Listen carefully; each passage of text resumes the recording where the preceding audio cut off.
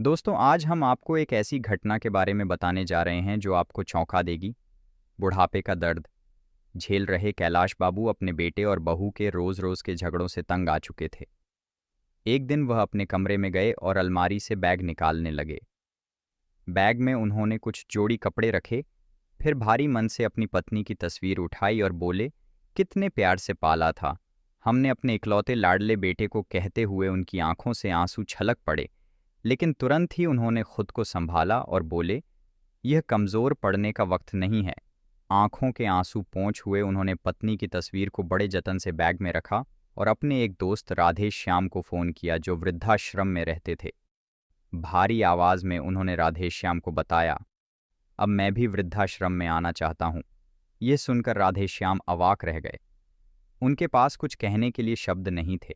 कैलाश बाबू ने केवल इतना कहा, मैं रोज रोज के कला से अब और नहीं जूझ सकता। कैलाश बाबू अपने दोस्त को फोन पर यह कहकर विदा हुए, 1 घंटे में तुम्हारे पास पहुंच रहा हूं। फिर उन्होंने अपना बैग उठाया और घर छोड़ने के लिए तैयार हो गए। जब वे बाहर जाने लगे तो उन्होंने देखा कि उनका बेटा और बहू कमरे में बैठकर चाय और स्नैक्स का आनंद ले रहे थे, परंतु दोनों में से किसी ने यह नहीं पूछा कि वह बैग लेकर कहाँ जा रहे हैं, और ना ही किसी ने उन्हें रोकने की कोशिश की। रोज रोज के अपमान और जिल्लत से त्रस्त कैलाश बाबू ने घर को हमेशा के लिए छोड़ दिया और वृद्धाश्रम पहुंच गए। कुछ ही समय में वहां उनके कई मित्र बन गए। वे सभी के साथ बातें करते, अपनी पुरानी यादें साझा करते और रोज सुबह की सैर और एक्सरसाइज भी करते। धीरे धीरे कैलाश बाबू को वृद्धाश्रम में सुकून मिलने लगा। उन्हें घर की अपेक्षा वृद्धाश्रम का माहौल बेहतर लगने लगा। वृद्धाश्रम में सभी लोग मिलकर खाना खाते थे, जबकि घर में रोज की कलह ने कैलाश बाबू का दिल पूरी तरह तोड़ दिया था। वे अक्सर अपनी पत्नी तस्वीर से बातें करते हुए कहते, तुम तो मुझे पहले ही छोड़कर चली गई, पर अब बेटे ने भी मेरा साथ नहीं दिया। जिस बेटे के लिए मैंने अपना पसीना पानी की तरह बहाया, उसने भी मुझे भुला दिया। एक दिन कैलाश बाबू वृद्धाश्रम के प्रांगण में टहल रहे थे। तभी वृद्धाश्रम के बाहर एक कार आकर रुकी। आश्रम के सभी लोग उस कार की ओर देखने लगे, मन में सोचते हुए कि आज फिर कोई अभागा बुजुर्ग इस आश्रम में अपना ठिकाना ढूंढने आया है। कैलाश बाबू ने देखा कि कार से एक नौजवान लड़का उतरा और उसके बाद एक अधेड़ उम्र की महिला जो शायद उसकी माँ थी। वह लड़का अपनी माँ का हाथ पकड़कर उसे बाहर निकालने लगा। महिला की उम्र लगभग 65 वर्ष रही होगी और उसने सिर पर पल्लू लिया हुआ था, जिससे उसका चेहरा सही से दिखाई नहीं दे रहा था। थोड़ी ही देर में कार से करीब 30-35 वर्ष की एक अन्य महिला उतरी, जिसके हाथ में एक बैग था। उस महिला ने बैग बुजुर्ग महिला के हाथ में थमाया और फिर उनसे कुछ बातचीत करने लगी। बुजुर्ग महिला चुपचाप उसकी बातें सुन रही थीं, जैसे उसमें बोलने की ताकत ही ना हो। कुछ ही देर बाद वे दोनों महिलाएं कार में बैठकर चली गईं और बुजुर्ग महिला वृद्धाश्रम के बाहर कुछ समय तक खड़ी रही। उसकी आंखों में आंसू थे, जिन्हें वह चुपचाप पूछने लगी। फिर भारी मन से वह महिला आश्रम में प्रवेश कर गई। जैसे ही उसने कैलाश बाबू की ओर देखा, उसने अपने सिर के पल्लू से चेहरे को छुपा लिया और बिना कुछ कहे महिला विभाग की ओर चली गई। कैलाश बा के पास खड़े एक बुजुर्ग ने धीरे से कहा, आज फिर एक माँ की ममता तार तार हो गई। एक बार फिर एक माँ के सपनों को चूर कर दिया गया। कैलाश बाबू की नज़रें बार बार उस बुजुर्ग महिला के चेहरे पर टिक रही थीं। उन्हें ऐसा लगा कि वह उस महिला को कहीं से जानते हैं, लेकिन उन्हें यकीन नहीं हो पा रहा था। कैलाश बाबू अब भी उस महिला के बारे में सोच रहे थे। वह रोज़ अपने पल्लू से चेहरा छिपाए रहती थी, जिससे कैलाश बाबू उसे पूरी तरह पहचान नहीं पाए। लेकिन एक दिन जब वह महिला बागनी के काम में लगी हुई थी और कैलाश बाबू टहलने के लिए निकले, तभी अचानक उसके सिर से पल्लू हट गया। जैसे ही कैलाश बाबू ने उसका चेहरा देखा, उनकी पैरों तले जमीन खिसक गई। अनगिनत सवालों ने उनके दिमाग में घर कर लिया। तभी उनका एक मित्र उनके पास आया और बोला, खाना खाने का समय हो गया है, तुम कहाँ घूम रहे हो और इतने गुमसुम क्यों हो? सभी लोग नाश्ते की मेज़ पर बैठे हैं और तुम्हारा इंतज़ार कर रहे हैं, इसलिए मैं तुम्हें बुलाने आया हूँ। क्या बात है, कोई परेशान है? कैलाश बाबू ने झूठ बोलते हुए कहा, अरे नहीं, कुछ भी तो नहीं, बस थोड़ा टहलने के लिए बाहर निकला था, अभी आ रहा हूँ। जब वे खाने की मेज़ पर बैठे तो उनकी नज़रें बार बार जानकी देवी को ढूंढ रही थीं। वे उनसे पूछना चाहते थे कि आखिर ऐसा क्या हुआ कि उन्हें वृद्धाश्रम आने की नौबत आ गई। जानकी देवी का तो पूरा परिवार था और वह हमेशा कहती थी कि वह अपने बेटे और बहू के साथ बहुत खुश हैं। फिर आज ऐसा क्या हो गया? कैलाश बाबू ने एक अन्य व्यक्ति से पूछा। 2 दिन पहले जो महिला वृद्धाश्रम में आई थी, वह आज खाना खाने क्यों नहीं आई है? उस व्यक्ति ने जवाब दिया, वह माता जी आज बहुत दुखी हैं, इसलिए उन्होंने खाना खाने से मना कर दिया है, परेशान भी क्यों ना हो। आखिर उनके बेटे और बहू ने जो उनके साथ किया, ऐसा तो कोई दुश्मन के साथ भी ना करे। वे बार बार अपने घर को याद कर रही हैं और सुबह से अपने कमरे में बैठकर रो रही हैं। इसीलिए उनका ध्यान भटकाने के लिए उन्हें बागवानी करने का काम दिया गया है। यह सुनते ही कैलाश बाबू के मन में कई विचार उमड़ने लगे। उन्होंने जानकी देवी से बात करने का निश्चय किया, क्योंकि वह जानना चाहते थे कि आखिर उनके साथ क्या हुआ, जिसने उन्हें इस स्थिति में पहुंचा दिया। यह सब सुनकर कैलाश बाबू का मन और भी अधिक बेचैन हो गया। वे यह जानने के लिए उतावले थे कि जानकी देवी के साथ ऐसा क्या हुआ जो उन्हें वृद्धाश्रम में आना पड़ा। थोड़ी देर बाद वे महिला विभाग में जानकी जी से मिलने गए। कैलाश बाबू को अपने सामने देखकर जानकी जी थोड़ी परेशान हो गई। कैलाश बाबू ने धीमी आवाज में कहा, मैं जानता हूं कि आपने मुझे पहचान लिया है, लेकिन क्या आप मुझे यह बता सकती हैं कि आप इस हालात में कैसे पहुंची? जानकी जी ने कुछ नहीं कहा, पर उनकी आंखों में आंसू छलक आए। यह देखकर कैलाश बाबू का दिल और भी भारी हो गया। उनका मन कर रहा था कि जोर से चिल्लाकर इस दुनिया से पूछे, क्यों बुढ़ापे में बूढ़े माँ बाप को समाज ऐसे छोड़ देता है? क्या बूढ़े लोगों का कोई आत्मसम्मान नहीं होता? इन विचारों में खोए कैलाश बाबू वृद्धाश्रम के प्रांगण में धीरे धीरे टहलने लगे। अचानक वे बगीचे के किनारे से टकराए और गिरते गिरते एक पेड़ को पकड़कर खुद को संभाल लिया। तभी वृद्धाश्रम के एक कर्मचारी ने दौड़कर उनकी मदद की और पूछा, आप ठीक हैं? कुछ हुआ तो नहीं? कैलाश बाबू ने थकान भरी आवाज में कहा, मैं ठीक हूं, बस थोड़ी देर सोच में डूबा हुआ था। कैलाश बाबू मन ही मन जानकी जी से बात करने का कोई और तरीका सोच रहे थे। वे यह तय कर चुके थे कि जब तक जानकी जी उन्हें सब कुछ नहीं बताती, वे चैन से नहीं बैठेंगे। पास से गुजर रहे वृद्धाश्रम के कर्मचारी ने कैलाश बाबू को गिरते हुए देखा और तुरंत उनकी ओर बढ़कर पूछा, अंकल जी, आप ठीक तो हैं ना? कहीं चोट तो नहीं लगी? अपना पैर दिखाइए, अगर चोट लगी हो तो मैं अभी पट्टी कर देता हूं। कैलाश बाबू हल्के से मुस्कुराए और बोले, अरे नहीं, ज्यादा चोट नहीं लगी, बचाव हो गया, चिंता मत करो। इतना कहकर वे प्रांगण में रखी बेंच पर जाकर बैठ गए। वहां बैठते ही कुछ महीने पहले की एक घटना याद आ गई। जब वे घर में बाथरूम में फिसलकर गिर गए थे, उस वक्त उनके पैर में गहरी चोट आ गई थी, लेकिन उनकी बहू ने उनकी चोट को नज़रअंदाज कर दिया और अपने काम में लगी रही। उनका बेटा रोहन, जो उस वक्त घर पर था, चिल्लाते हुए बोला था, क्या संभल कर काम नहीं कर सकते? मुझे तो समझ नहीं आता कि आप इतनी हड़बड़ी में क्यों रहते हैं, कोई काम ठीक से करना नहीं आता। जब देखो चोट लगाकर बैठ जाते हो और हमारा काम बढ़ाते रहते हो। अगर कोई काम नहीं होता तो मत किया करो, आराम से अपने कमरे में क्यों नहीं बैठते? पूरा दिन इधर उधर घूमते रहते हो। रोहन को इतना भी ख्याल नहीं आया कि अपने पिता का हालचाल पूछे या उनकी चोट पर मरहम पट्टी करें। कैलाश बाबू को अपने बेटे की इन बातों ने बहुत चोट पहुंचाई थी, लेकिन वे चुप रह गए।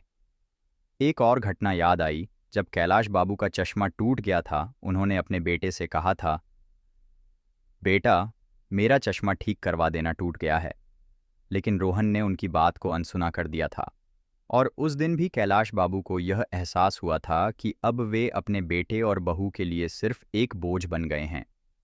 कैलाश बाबू अपने अतीत में खोए हुए थे, जब उन्हें याद आया कि कैसे उनकी बहू ने चश्मे की बात पर चिल्लाकर कहा था, बस चारपाई पर बैठे बैठे खर्च बढ़ते रहते हैं और कोई काम धंधा तो करते नहीं बच्चों। जैसी हरकतें हो गई हैं आपकी। कैलाश बाबू के दिल को यह बात गहराई तक चुभ गई थी। वे बार बार अपने बेटे और बहू से अपमानित हो चुके थे और हर बार उनकी आत्मा पर एक नई चोट लगती थी। अभी वे अपने विचारों में डूबे हुए थे कि सामने से उनके बुजुर्ग मित्र राधेश्याम जी आते हुए दिखाई दिए। उनके चेहरे पर एक बड़ी मुस्कुराहट थी। उन्हें देखकर कैलाश बाबू बोले, क्या बात है राधेश्याम, आज तो बड़े खुश नजर आ रहे हो। राधेश्याम जी हंसते हुए बोले, आज मेरे बेटे का जन्मदिन है, उसका फ़ोन आया था कि वह मुझसे मिलने आने वाला है, इसीलिए मैं बहुत खुश हूँ। बहुत दिनों बाद उसका चेहरा देखने को मिलेगा। राधेश्याम जी की बात सुनकर कैलाश बाबू का मन थोड़ा भारी हो गया। उन्होंने गंभीर स्वर में कहा, जी, तुम्हारे बेटे ने तुम्हारी यह हालत कर दी, तुम्हें वृद्धाश्रम में छोड़कर चला गया और अब साल में कुछ ही घंटों के लिए मिलने आएगा। तुम उसी बेटे के लिए इतने खुश हो रहे हो। राधेश्याम जी ने मुस्कुराते हुए जवाब दिया, मैं तो इसी से खुश हूँ। मेरे लिए यही बहुत बड़ी बात है कि वह मुझे मिलने आ रहा है। लेकिन कैलाश बाबू इस जवाब से संतुष्ट नहीं थे। उन्हें अपने मित्र की यह बात बहुत नागवार गुजरी। वे नाराज होकर उनकी बात को बिना सुने ही अपने कमरे में चले गए। मन ही मन सोचने लगे, यह किस्सा केवल मेरे साथ या जानकी जी के साथ ही नहीं है। यहाँ वृद्धाश्रम में रहने वाले हर बुजुर्ग की कोई ना कोई ऐसी ही दर्दनाक कहानी है। हर एक बुजुर्ग यहाँ अपने परिवार की बेरुखी और अपमान की वजह से आया है। कैलाश बाबू बिस्तर पर लेट गए, लेकिन उनके मन में हर पल यही सवाल गूंजता रहा, आखिर क्यों बुढ़ापे में बुजुर्गों को इस तरह अकेला छोड़ दिया जाता है। कैलाश बाबू की आंखों से आंसू रुकने का नाम नहीं ले रहे थे। वे अपने पोते गोलू को अपनी टांगों से चिपके देखकर भावुक हो गए। गोलू की मासूम आवाज़ में दादू दादू सुनते ही उनकी सारी कड़वाहट कुछ देर के लिए मानो पिघल गई। उनकी आंखों से छलकते आंसू जो अब तक दुख और पीड़ा का प्रतीक थे, अब मिश्रित भावनाओं का प्रतीक बन गए। खुशी, दुख और अंदर छिपा वह स्नेह जो शायद वे कभी अपने पोते के साथ बांटना चाहते थे। वृद्धाश्रम के संचालक ने कैलाश बाबू के बेटे और बहू को अंदर बुलाया। जैसे ही वे कमरे में आए, कैलाश बाबू के चेहरे पर नफरत और गुस्से के भाव आए। मन में सवाल उठने लगे, आज उन्हें मेरी याद कैसे आई? जब मैं ज़रूरतमंद था तब तो कभी नहीं आए। अब यह लोग मुझसे क्या चाहते हैं? कैलाश बाबू के बेटे ने पास आकर कहा, पिताजी, हम आपसे मिलने आए हैं। बहुत दिन हो गए थे, सोचा आपसे मिल लूं। गोलू गोलू भी आपको बहुत याद कर रहा था। यह सुनकर कैलाश बाबू के मन में उथल पुथल मच गई। कुछ पल के लिए वे सोच में डूब गए। एक और उनका पोता गोलू उनकी गोद में चिपका हुआ था, तो दूसरी ओर उनके बेटे और बहू का चेहरा था, जिसने उन्हें इस हालत में छोड़ दिया था। उनकी बहू जो कभी उनसे कटु बातें किया करती थी, अब एक नकली मुस्कान लिए खड़ी थी। कैलाश बाबू ने अपने आंसू छिपाते हुए कहा, अब क्या तुम लोग मुझसे मिलने आए हो? जब मैं तुम्हारे साथ था तब तुम्हें मेरी फिक्र नहीं थी। आज तुम्हें मेरी याद कैसे आ गई? उनके बेटे ने थोड़ा झिझक हुए कहा, पिताजी, हमसे गलती हो गई, आप घर चलिए। हम अब आपको वृद्धाश्रम में और नहीं रहने देंगे। यह सुनकर कैलाश बाबू की आंखों में आंसू फिर से भर आए, लेकिन इस बार वे आंसू अपने अपमान और उस बीते वक्त की याद में थे जब उनका अपमान बार बार किया गया था। उन्होंने हल्की आवाज में कहा, अब मेरी आदत यहाँ की जिंदगी से हो गई है, तुम लोग जाओ, मैं यहीं ठीक हूँ। उनके बेटे ने फिर से समझाने की कोशिश की, लेकिन कैलाश बाबू का मन अब ठहर चुका था। वे जानते थे कि यह बस एक की माफ़ी थी, लेकिन जख्म जो उनके दिल पर लगे थे वे इतनी आसानी से नहीं भर सकते थे। गोलू ने उनके हाथ को पकड़े हुए कहा, दादू, आप घर चलो ना, मैं आपके साथ खेलूंगा। कैलाश बाबू ने अपने पोते के सिर पर हाथ फेरा और हल्की मुस्कान के साथ कहा, गोलू बेटा, दादू यही ठीक है। जब तुम्हें दादू की याद आएगी तो तुम मुझसे मिलने आ सकते हो। यह कहते हुए कैलाश बाबू की आंखों में आंसू छलक पड़े और उन्होंने धीरे से अपना पोता अपनी गोद से उतार दिया। उनके बेटे और बहू ने कुछ देर और मनाने की कोशिश की, लेकिन अंत में कैलाश बाबू के निर्णय के आगे वे हार गए। कैलाश बाबू की आंखें उन्हें दरवाजे तक जाते हुए देख रही थीं।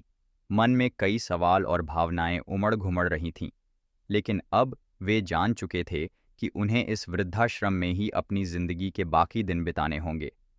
कैलाश बाबू की आवाज में दृढ़ता और गुस्सा साफ झलक रहा था। वे अपने बेटे और बहू से कह रहे थे, आज तुम मुझे सिर्फ अपनी इज्जत बचाने के लिए बुला रहे हो, क्योंकि रिश्तेदार पूछेंगे कि तुम्हारे पिताजी कहाँ हैं। अगर तुम्हें मेरी इतनी फिक्र होती तो इतने महीनों तक एक बार भी मेरा हाल पूछने की ज़रूरत महसूस होती, लेकिन नहीं। तुम लोगों ने मुझे यहाँ छोड़ दिया और कभी पलटकर भी नहीं देखा। अब जब अपनी इज्जत का सवाल आया तो हाथ जोड़कर मुझे लेने आ गए हो। कैलाश बाबू का चेहरा गुस्से और आहत भावनाओं से भर गया था।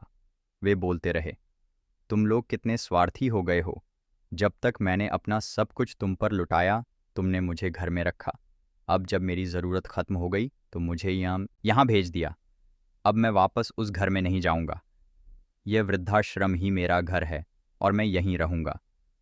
यह कहते हुए उन्होंने अपने बेटे की ओर गुस्से से देखा और फिर अपना चेहरा दूसरी ओर मोड़ लिया।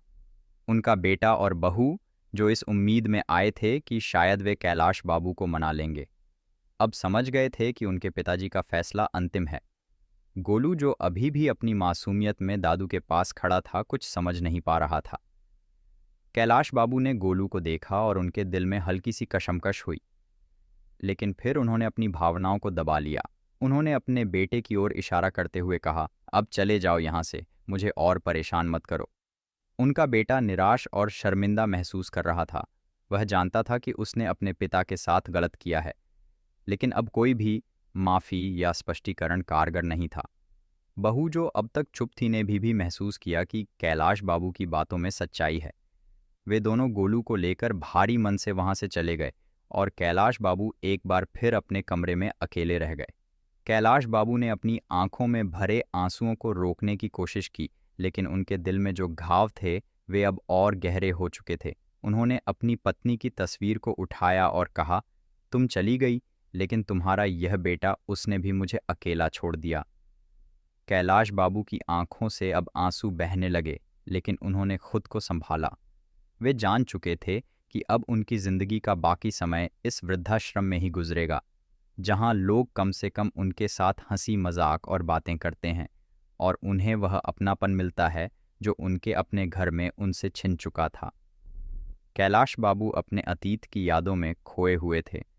सुधा की प्यार भरी बातें, उसका ख्याल रखना और हर छोटी छोटी बात पर ध्यान देना, यह सब उन्हें बहुत याद आ रहा था। लेकिन फिर वे अपने बेटे और बहू के व्यवहार पर लौट आए। वे सोचने लगे, सुधा होती तो कभी मुझे इस हालत में नहीं आने देती, लेकिन अब जब वह नहीं है, मुझे हर बात के लिए झुकना पड़ता है, हर छोटी छोटी चीज़ के लिए तरसना पड़ता है। उस रात कैलाश बाबू का मन बहुत भारी था।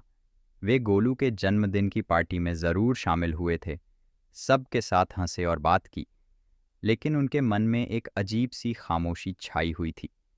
वे जानते थे कि इस सब के बावजूद उनके बेटे और बहू के मन में कोई खास बदलाव नहीं आया है।